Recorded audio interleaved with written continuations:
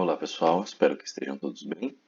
Na videoaula de hoje nós vamos seguir aí com o conteúdo revisional no capítulo 11, ainda sobre as substâncias orgânicas. Portanto, material na mão e vamos lá. Hoje vamos falar um pouquinho sobre as substâncias orgânicas oxigenadas, ou seja, aquelas que têm átomos de oxigênio na composição, a iniciar pelos álcoois, certo? O primeiro álcool aqui é um álcool cuja cadeia carbônica só tem um carbono e o nome é o metanol, né? Um álcool também, já com dois carbonos na cadeia, chama etanol.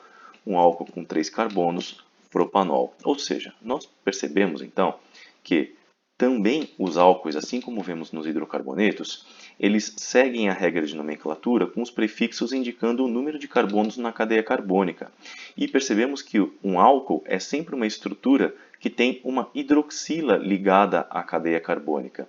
Ou seja, o que é a hidroxila? É o grupo OH, certo? Oxigênio com hidrogênio. Ligados a uma cadeia carbônica, temos aí um álcool. Legal? Alguns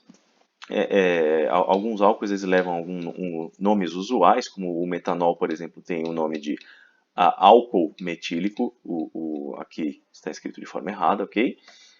Álcool etílico para o etanol e álcool propílico para o propanol, assim como outros também levam outros nomes, como o álcool isopropílico é o isopropanol, com o nome oficial, ok? Bom, algumas propriedades dos álcoois incluem aí a temperatura de fusão e temperatura de ebulição, um pouco mais elevadas do que algumas outras substâncias orgânicas, porque as interações que unem duas moléculas de álcoois são as interações do tipo ligação de hidrogênio, certo? E isso se traduz por uma temperatura de ebulição um pouquinho mais elevada então que as outras substâncias. E comparando então as temperaturas de ebulição, nós temos aí que quanto maior a cadeia carbônica dos álcoois, maior também é a sua temperatura de ebulição. Isso é uma regra observável.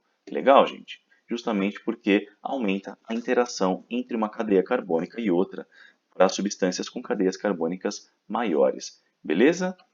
Com relação ao éter, nós temos aí a estrutura, por exemplo, do metoximetano, temos aí o exemplo do etoxietano e temos aí o metoxietano e o etoxibenzeno. Percebemos que um éter, então, é toda estrutura que apresenta um átomo de oxigênio dividindo a cadeia carbônica em duas partes. Ou seja, esse é um heteroátomo de oxigênio, certo? Com relação à nomenclatura, nós percebemos que a primeira parte é sempre a menor parte da cadeia carbônica, a menor cadeia carbônica ligada ao oxigênio, e em seguida a maior cadeia carbônica, levando o nome de um hidrocarboneto como se ele fosse isolado, certo?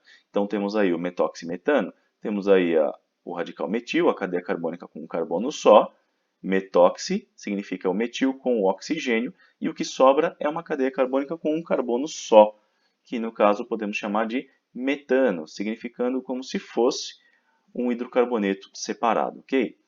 Seguindo a mesma regra, nós temos aí o etoxietano, que dos dois lados também são iguais, certo? Um exemplo aqui do metoxietano é, metoxi seria a menor cadeia carbônica com o oxigênio, que é aqui, menor cadeia é com um carbono só, portanto, prefixo met, com o oxigênio fica metoxi, e o restante que sobra é uma cadeia carbônica com dois carbonos, que, levando o nome de um hidrocarboneto isolado, é o etano. Então fica metoxietano, ok? Da mesma forma, temos aí o etoxibenzeno. Beleza, gente? Então, temos aí as regras de nomenclatura para o éter. Beleza? Nomes usuais para os éteres, nós temos aí o éter metil metílico ou simplesmente éter dimetílico, certo? Aqui faltou um M, é o éter dimetílico, beleza? Porque são dois radicais metil, um de um lado, outro de outro, do oxigênio. Éter etietílico ou éter dietílico ou éter comum, né? Esse é o éter mais utilizado aí comumente no laboratório. O metoxetano leva o nome de éter etilmetílico e o etoxibenzeno leva o nome de éter feniletílico. Beleza, gente? Com relação às propriedades dos éteres, nós temos aí, para comparação, né, entre o metoxietano comparado com o propanol, que é um álcool, e a propanona, que é uma cetona, eles têm massa molecular aproximadamente igual, certo? No entanto, as temperaturas de fusão são quase iguais, de modo que a propanona ainda tem uma temperatura um pouco mais elevada do que o éter e do que o propanol. E, no entanto, nós encontramos que no propanol existe aí uma temperatura de ebulição um pouco mais elevada. Isso se traduz por uma forte interação intermolecular no propanol, que é justamente, como a gente viu, as interações do tipo ligação de hidrogênio, que são interações muito fortes. Portanto, é necessário elevar muito a temperatura para conseguir ebulir, ou seja, evaporar os álcoois. Ok, gente? O que não acontece já com a propanona, ou seja, as interações são um pouco mais fracas, porque a polaridade da propanona não é tão intensa quanto no propanol.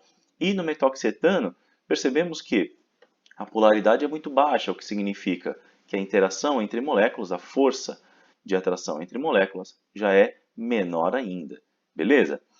Quanto à solubilidade em água, temos que o propanol e a propanona dissolvem facilmente em água, então a solubilidade é praticamente infinita.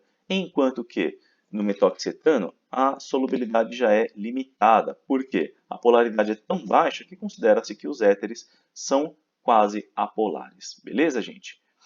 Com relação aos tipos de interação, nós temos aí que os álcoois interagem por forças do tipo ligação de hidrogênio, metoxetano e propanona do tipo dipolo-dipolo. Mas, volto a dizer, o metoxetano ainda tem uma polaridade muito baixa. Então, mesmo tendo a interação do tipo dipolo-dipolo, ainda as moléculas são fracamente ligadas. Beleza então, gente? Bom, essa foi a aula de hoje. Até a nossa próxima videoaula e que a força esteja com vocês. Valeu, pessoal. Até a próxima.